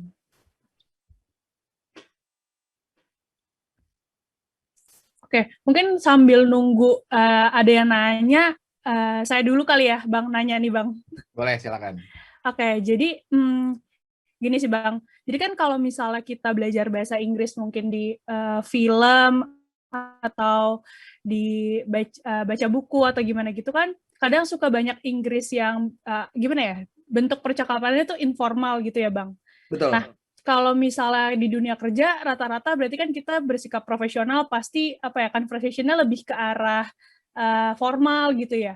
Nah, gimana cara Abang tuh perluas banyak vocabulary atau grammar-grammar yang kayak membedakan untuk yang informal dan formal gitu, Bang. Kira-kira gimana, Bang? Nah, kalau dari gue pribadi, kalau misalnya bentuknya adalah speaking, gue ngomong, nah itu biasanya sebelum gue, misalnya kayak ini berlaku misalnya kayak gue lagi interview kerja, atau mungkin gue pengen ketemu sama klien yang berbahasa Inggris dan lain-lain, itu biasanya sebelum gue berangkat ke sana, gue siapin kata-kata yang pengen gue omongin, tapi kan pasti versinya informal kan. Nah itu gue, misalnya gue nyatet, oh ternyata ini kata-katanya terlalu slengean nih, terlalu informal. Itu gue akan cari di Google kayak formal version of these words. Jadi kayak misalnya formal version of improve gitu. Jadi kayak misalnya kita bisa cari, atau enggak contohnya kayak misalnya paling gampang formal version of buying. Misalnya kayak kalau buy kan ya udah beli aja gitu kan. Tapi kalau misalnya ternyata formal version itu adalah per case gitu. Jadi bisa diganti dengan kata-kata lain. Jadi kayak itu pun gue juga diajarin sama kampus gue kemarin. Jadi kayak pada saat kita lagi ngomong ke orang, kalau misalnya kita ngomong sama teman kampus atau bahkan levelnya sampai dosen yang muda, itu kita masih ngomong sama mereka informal masih nggak apa-apa gitu. Tapi kalau misalnya kita ngomong sama dosen senior, sama orang kantor, sama klien, itu kita harus ngomong yang versi formalnya gitu. Jadi kayak kalian harus mempersiapkan kata-kata yang memang formalnya gitu. Nah, di beberapa kali juga lewat di FYP gue di TikTok, kayak misalnya ada beberapa orang yang suka bikin konten formal version of these words. Jadi kayak misalnya kalau misalnya ada kata-kata apa, non formalnya kayak gimana, formalnya apa. Jadi kayak account kayak gitu biasanya gue follow-followin, atau mungkin gue like-in video-videonya. Jadi someday di saat gue butuh, gue bisa nonton lagi dan gue bisa improvement tentang bahasa Inggris yang gue punya ya dengan cara kayak gitu-gitu. Oke, makasih. Ini udah ada dua orang yang mau bertanya ya, Bang. Yang pertama kepada Bidari Andrina, mungkin boleh langsung on mic dan on cam aja untuk menanyakan kepada Bang Rezanya. Baik, terima kasih MC. Sebelumnya mohon maaf karena saya lagi di luar juga, jadi saya izin bertanya, nggak usah on cam ya, saya on mic aja, langsung nanya. Pertanyaan pertama, Bang, kalau misalnya nih Bang, kita mau improve, tapi lingkungan sekitar kita tuh nggak mendukung, atau bahasa lainnya kayak nggak bisa berbahasa Inggris sesuai dengan yang kita punya, gitu Bang. Menurut Abang, kita harus gimana ya Bang? Atau cari circle lain atau bagaimana? Terus yang kedua, kalau misalnya kita mau bantu improve teman kita, supaya bisa juga berbahasa Inggris seperti kita dengan baik, tapi malah dibilang so Inggris atau nggak, ya gitu loh Bang. Seperti itu sih. Itu aja sih pertanyaannya. Terima kasih. Oke. Nah, kalau menurut gue pribadi, jangan langsung tiba-tiba lu ganti circle gitu loh, gue tinggalin circle gue yang lama, yang ini nggak penting gitu. Nggak kayak gitu juga.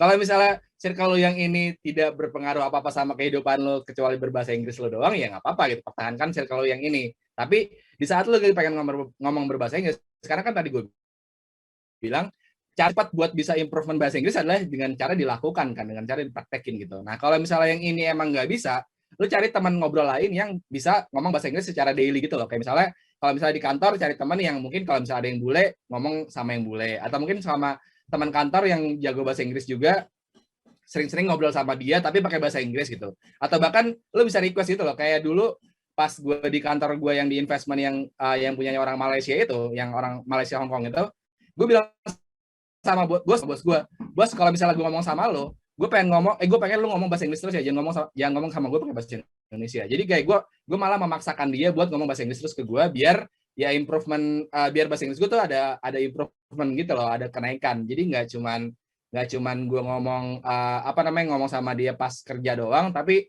secara daily pun kayak misalnya gue lagi makan siang, lagi pengen pulang bareng, itu gue ngomong sama si Bapak bos ini tuh pakai bahasa Inggris. Sampai sekarang bahkan gue masih berhubungan sama dia. Dan juga kalau misalnya tadi pertanyaan lo adalah kalau misalnya ada orang yang so Inggris lo, itu menurut gue udah so lasier banget ya, kayak orang kayak gitu tuh udah biarin aja gitu, karena orang kayak gitu pasti ada gitu. Tapi dengan lo bisa bahasa Inggris ya lo someday lo pasti akan menunjukkan sesuatu kepada dia itu. Jadi kayak misalnya lo amin nanti bisa bekerja atau bisa melakukan sesuatu yang di luar negeri, atau mungkin yang intinya lo bisa lebih hebat daripada sekarang gara-gara skill bahasa Inggris lo itu.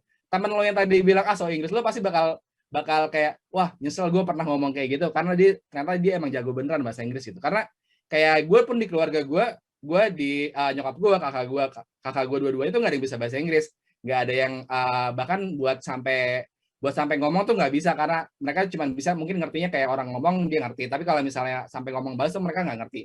Tapi gue nggak yang langsung meninggalkan keluarga gue, dan gue nggak yang nggak yang sampai keluarga pun sampai kamu pakai bahasa Inggris mulu, nggak sampai kayak gitu juga. Tapi mereka pun jadi kayak gara-gara si Reza bisa bahasa Inggris, bisa sekolah di luar negeri, bisa punya teman di luar negeri, bisa kalau keluar negeri nggak pernah mengeluh gitu. Gue bahkan nggak cuma sekali 2 kali dari 24 negara yang gue jalani, yang gue pernah datengin, itu mungkin yang gue kesananya sendiri banget, itu mungkin 18 sampai dengan 20 tuh gue kesananya sendiri gitu, nggak sama teman dan nggak sama siapapun. Jadi kayak bener-bener gue random nekat sendiri, dan gue nyari jalan sendiri, nanya kereta sendiri, nyari alamat sendiri, semuanya gue serba sendiri. Yang penting gue bisa improvement si bahasa Inggris gue ini dulu. Dan yang bikin gue lumayan berkurang skillnya mungkin gara-gara 2 tahun ini kan kita nggak bisa kemana-mana kan, kita di rumah doang, kita di Indonesia doang, bahkan nggak bisa keluar kota, dan bahkan sekarang lagi darurat itu kita cuma bisa di rumah doang, nggak bisa kemana-mana. Itu ya caranya adalah dengan cara lo ngomong sama teman-teman lo yang internasional tadi, ya tapi by phone atau nggak by Zoom atau nggak by WhatsApp gitu. Karena dengan lo skill dilatih terus itu ya nanti mungkin pada saat kita udah bisa ketemu beneran langsung, udah bisa ngobrol langsung, ya skill kita nggak berkurang gitu loh. Jadi kayak sampai sekarang pun gue kalau ngomong sama beberapa orang pakai bahasa Inggris, sama si klien-klien gue tadi pun pakai bahasa Inggris gitu. Jadi kayak yang penting di saat ada orang yang meremehkan lu pakai bahasa Inggris mulu, ya udah biarin aja gitu. Karena di saat lo nanti sudah jauh lebih hebat dibandingkan sekarang, mereka nggak tahu prosesnya gitu. Yang penting mereka taunya lo udah hebat aja gitu.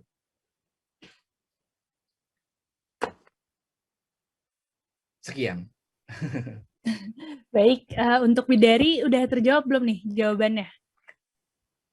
Udah, terima kasih Bang, terima kasih Anastasia.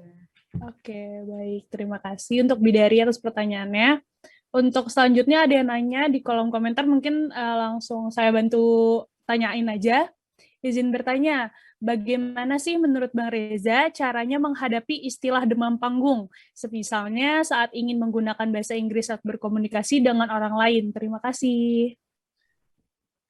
Oke, kalau dari gue pribadi, kalau demam panggung yang versi gue tangkap barusan adalah demam panggung yang lo ngomong di depan banyak orang gitu. Itu mungkin awalnya pasti akan grogi, akan gemeteran, karena pada kuliah di Jerman tadi selama 6 bulan itu kan gue most likely di sana kuliahnya tuh presentasi kan, hampir setiap pelajaran tuh pasti kita presentasi, nggak cuman duduk doang, nggak cuma nulis doang, tapi hampir setiap mungkin 2 minggu sekali kita presentasi apapun yang kita lakukan, project kita, terus hasil ujian kita segala macam kita presentasiin. Nah itu karena sampai sekarang pun kalau gue misalnya lagi ketemu sama orang berbahasa Inggris gitu, gue ngomong suka tiba-tiba ada yang bahasa Indonesianya kebawa gitu loh, kayak misalnya lupa gitu. Nah itu gue masih sering gue omongin gitu, atau enggak ya intinya beberapa kata yang masih suka gue ceplosin ya masih berbahasa Indonesia gitu, nggak semuanya nggak semuanya full berbahasa Inggris, kecuali pada saat gue di Jerman yang 9 bulan itu most likely itu gue improve-nya jauh banget, karena hampir semua kata-kata bahasa Indonesia gue nggak kesebut pada saat lagi ngomong sama orang berbahasa Inggris. Tapi pada saat balik lagi ke Indonesia, dan gue sempat ke luar negeri, waktu itu ke Shanghai kalau nggak salah, ke Cina, itu gue ngomong sama orang bule yang di Shanghai itu ya ada sedikit satu dua kata itu yang berbahasa Indonesia. Jadi kayak kalau misalnya demam panggung yang versi ngomong di depan orang banyak, ya itu harus benar-benar dilatih dengan sangat amat baik, karena gue pun presentasi, misalnya kayak anggaplah acara ini dilakukan secara offline gitu. Gue datang ke Trisakti, gue presentasi sama kalian, pakai bahasa Indonesia pun kadang-kadang gue masih grogi gitu, masih gemeteran, masih deg-degan, apalagi pakai bahasa Inggris gitu. Tapi kalau misalnya kalian latih berulang-ulang, kalian ngomong di depan orang banyak tapi berkali-kali gitu, kayak mungkin rutin, atau mungkin kalian bisa improvement latihan sendiri, kayak misalnya ngomong di kamar di depan kaca, penontonnya adalah kalian sendiri gitu. Jadi kayak itu bisa juga buat ngelatih demam panggungnya biar lama-lama biar berkurang. Atau mungkin versi simpelnya kayak misalnya kalian bikin Zoom meeting, penontonnya adalah teman-teman kalian sendiri, terus kalian ngomong berbahasa Inggris, ya biar teman-teman kalian yang menilai gitu. Kayak misalnya, oh ternyata bahasa Inggris lo masih kurang di sisi yang ini, oh lo masih kurang di kata-kata yang ini. Jadi kayak teman-teman kalian bisa jadi penilai dari kita punya gitu loh. Jadi kayak sebenarnya cara belajar itu nggak cuma satu cara doang, tapi kalian bisa lakukan berbagai macam cara. Dan apalagi sekarang udah kayak kita udah jadi global citizen, udah jadi masyarakat dunia yang kalau ngomong sama siapapun ya udah harus bisa minimal basic Inggrisnya pun udah harus bisa gitu. Jadi kayak kalau misalnya kalian lama-lama dilatih terus setiap hari ngomong sama orang beberapa kali berbahasa Inggris, lama-lama kalian akan kehilangan rasa demam panggungnya dan bakal bisa ngomong secara fluent sih menurut gue sih. Oke, baik. Mungkin semoga bisa menjawab ya ini untuk Titik Ayu.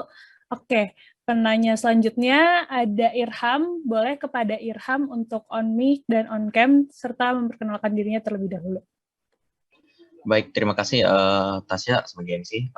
Izin Bang, izin memperkenalkan diri, nama saya Muhammad Irham Dwi Putra, biasa dipanggil Irham. Nah, mungkin ini sedikit cerita sedikit juga ya, kayak mungkin ini pengalaman setiap orang, mungkin ini juga pengalaman pribadi saya juga. Terkadang kalau misalnya orang-orang nih, kayak kita misalnya, ini mau ngobrol nih sama orang lain, itu ngobrol kan biasa menggunakan bahasa Indonesia ya, tapi pada suatu saat kita ingin berbicara dan mengobrol dengan menggunakan bahasa Inggris. Nah, ada di satu titik di mana ketika saya lagi ngobrol ini bersama teman saya, sahabat saya ini, saya menggunakan bahasa Inggris. Namun ada orang lain yang menghina saya gitu, kayak bahasa Inggrisnya jelek banget sih, gini-gini, masih berantakan gitu. Nah, terus pernah juga dari hal tersebut pengen ngobrol nih sama teman saya dari luar negeri. Kebetulan saya juga suka banget yang namanya main game online kan, pasti game online selalu bertemu dengan orang luar negeri gitu. Nah, jadi saya nggak percaya diri gitu loh untuk ngobrol bahasa Inggris gitu. Nah, gimana sih Bang caranya buat kita ngebalikin lagi nih rasa percaya diri kita untuk ngobrol dengan orang lain menggunakan bahasa Inggris setelah kita pernah diajak sama orang lain? Kayak gitu sih Bang pertanyaannya. Makasih.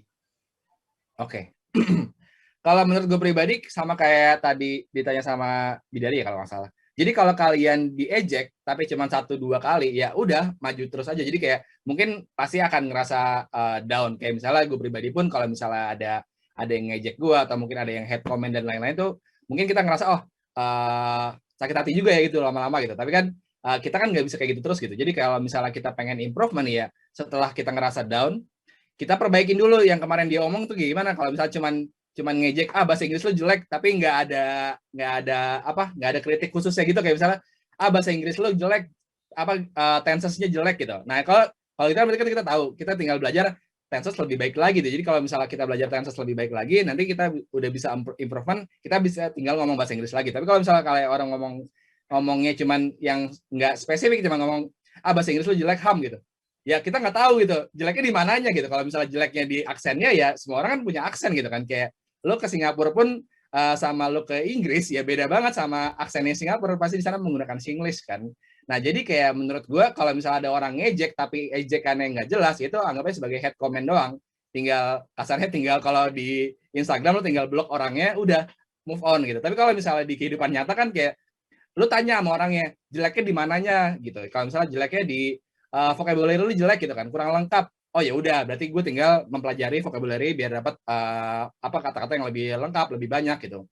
atau mungkin belajar grammar, tinggal belajar SPOK-nya gitu. Nah, kalau misalnya cuma ngomong jelek tanpa alasan ya, berarti itu dia cuma orang sirik aja kayaknya gitu. Tapi kalau misalnya lo apalagi lo suka main game online, kalau gue pribadi, gue lebih suka dengerin orang dulu dibandingkan gue ngajakin ngobrol. Jadi kalau misalnya ada orang ngomong, kayak misalnya nonton, ini versinya lo nonton, bukan main bareng sama dia ya, lo nonton orang main game online, misalnya lo nonton PewDiePie gitu. Lo nonton, tapi lo pahami cara dia ngomong, terus kata-kata yang diomongin apa, atau mungkin ada muncul vocabulary baru sesama gamers gitu kan ada pasti kan di bahasa kesehatan beda, di bahasa ekonomi beda, di bahasa gamers mungkin beda lagi. Jadi kayak mungkin ada muncul kata-kata baru ya lu pelajarin, oh ternyata ini kata-kata yang biasa dipakai sama para gamers nih gitu. Jadi lu simpan, lu pelajarin, ntar lu terapkan. Nah, pada saat lu udah ngerasa mampu, udah ngerasa oke, di saat lu main game online sama orang yang main bareng, nah baru lu bisa tinggal ngomong sama si orang tersebut gitu. Jadi kayak di saat itu pun kalau gue pribadi, gue lebih suka dia ngomong duluan. Jadi dia ngomong apa, gue tinggal jawab. Atau enggak, dia ngomong apa, nanya misalnya kayak, where you come from gitu kan. Misalnya lu dari mana, asalnya dari negara mana gitu kan. Ya lu tinggal nanya, lu tinggal bilang, gue dari Indonesia, tapi lu tinggal tanya balik. Terus kalau lu dari mana gitu. Jadi kayak lu tinggal tanya balik pertanyaan yang udah dilakuin sama dia tadi. Jadi kayak lu nggak bikin pertanyaan baru yang nggak bikin, kata-kata lu jadi berantakan gitu. Jadi kayak kalau menurut gue lebih suka, karena gue di berbahasa Indonesia pun gue lebih suka dengerin orang dibandingkan gue ngomong duluan. Jadi kayak apa yang pengen gue omongin baru gue tinggal ngomong balas ke orang tersebut sih. Baik, untuk Irham apakah sudah terjawab nih pertanyaannya? Sudah terjawab Bang Rija. Ini pertanyaan terakhir kali ya Bang, dikarenakan adanya keterbatasan waktu juga. Jadi ini pertanyaan terakhir nih, dari Almira Derajat. Menurut Bang Reza, lebih spesifik mana menggunakan bahasa Inggris versi American atau versi British yang lebih disukai oleh perusahaan saat bekerja? Oke.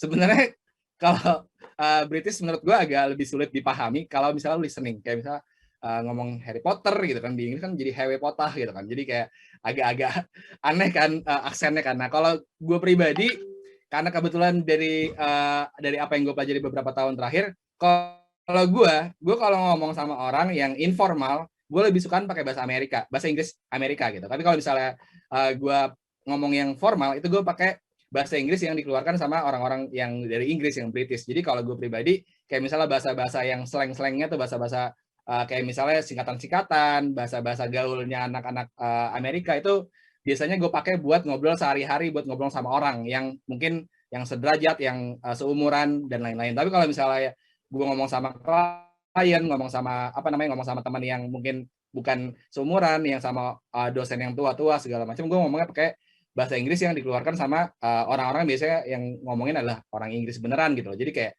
karena gue pribadi balik lagi ke kalian ngomongnya itu namanya itu formal apa informal gitu. Kalau misalnya temanya formal, kan juga orang Amerika banyak juga mengeluarkan kata-kata yang memang formal tapi yang versi Amerika gitu. Atau mungkin jadi kayak sebenarnya yang membedakan dari gue pribadi itu aksennya aja sih, aksen antara si Inggris Amerika sama Inggris British. Jadi kayak tapi kalau misalnya gue pribadi, secara pengalaman gue ngomong sama kan dosen gue most likely yang bule-bulenya adalah orang Inggris beneran kan. Itu yang dari Inggris, gue lebih susah memahami kalau dia ngomong, karena listeningnya tuh jadi kita harus punya skill khusus buat dengerin dia ngomong, karena beberapa kata tuh terdengar beda, padahal tuh aslinya sama aja sebenarnya. Tapi kalau misalnya, jadi kalau menjawab pertanyaannya namanya Almira, jadi kalau menjawab pertanyaan Almira, sebenarnya kalau disukai perusahaan saat bekerja ya yang bedain adalah formal sama informalnya, bukan Amerika sama Britishnya. Jadi kayak kalau misalnya kalian ngomong di kantor sama ngomong di luar, itu udah nggak ngaruh sama aksen gitu. Yang ngaruh adalah kata-kata vocabulary-nya antara formal sama informal. Kalau misalnya kalian lagi di luar kantor, di luar jam kerja, lagi ngomong sama teman-teman buat pergaulan aja, buat silaturahmi, ya ngomongnya pakai bahasa informal boleh, itu mau pakai Inggris, pakai Amerika boleh. Tapi kalau misalnya mau ngomong sama bos, mau presentasi, mau ketemu sama klien, ya ngomongnya yang formal, dan itu nggak ngaruh juga mau pakai Inggris atau pakai Amerika. Tapi kalau gue pribadi tadi gue bilang, untuk memahami orang ngomong Inggris pakai pakai aksen British itu gue lebih agak susah dibandingkan orang Amerika yang ngomong. Jadi kalau gue pribadi, jadi yang membedakan adalah tadi si formal sama non formalnya aja si Almira. Oke, baik. Dengan sudah dijawab ya pertanyaan terakhir, berarti dengan saat berat hati nih Bang, kita udah harus menutup sesi tanya jawab. Oke, baik. Terima kasih untuk Bang Reza yang sudah memaparkan materinya dengan luar biasa, juga sudah menjawab beberapa pertanyaan dari para peserta. Untuk para peserta, terima kasih juga sudah berpartisipasi dalam sesi tanya jawab. Bagi penanya yang belum sempat bertanya, mohon maaf dikarenakan ada keterbatasan waktu. Baik, di kolom komentar juga sudah di-share untuk link absen. Jadi untuk para peserta, jangan lupa untuk mengisi link absen agar mendapatkan sertifikat webinar hari ini. Baik, acara selanjutnya adalah penyerahan plakat secara simbolis kepada Bang Reza Pahlevi selaku pembicara kita hari ini yang akan diserahkan oleh Saudari Salsabila Indah Safitri. Baik, kepada divisi internal dipersilahkan untuk menampilkan plakat dan dimohon untuk mendokumentasikannya. Hari ini, marilah kita berdoa. Terima kasih Tuhan atas penyertaan-Mu selama webinar kali ini. Terima kasih karena Engkau telah menyertai dari awal pertengahan hingga akhirnya. Biarlah apapun yang hari ini kami terima, boleh menambah ilmu kami, boleh menambah kepercayaan diri kami untuk terus belajar menggunakan bahasa Inggris. Terima kasih Tuhan, haleluya, amin. Saya serahkan kepada MC. Baik, terima kasih Saudari Gabriela yang telah memimpin doa. Sekian acara webinar self-development pada hari ini. Saya, Natasha Marrawanata, mewakili seluruh panitia penyelenggara, memohon maaf apabila ada kekurangan selama jalannya acara webinar ini. Semoga dengan diadakannya acara webinar hari ini memberikan kebermanfaatan untuk kita semua. Tak lupa juga sebanyak-banyaknya terima kasih kepada Bang Reza yang sudah bersedia untuk menjadi pembicara dan kepada para peserta yang telah mengikuti rangkaian acara mulai dari awal hingga akhir. Baik, akhir kata, kami pamit undur diri. Wassalamualaikum warahmatullahi wabarakatuh. Shalom, Om Santi, Santi, Santi Om, Namo Buddhaya. Terima kasih semuanya. Para peserta dipersilahkan untuk meninggalkan room Zoom.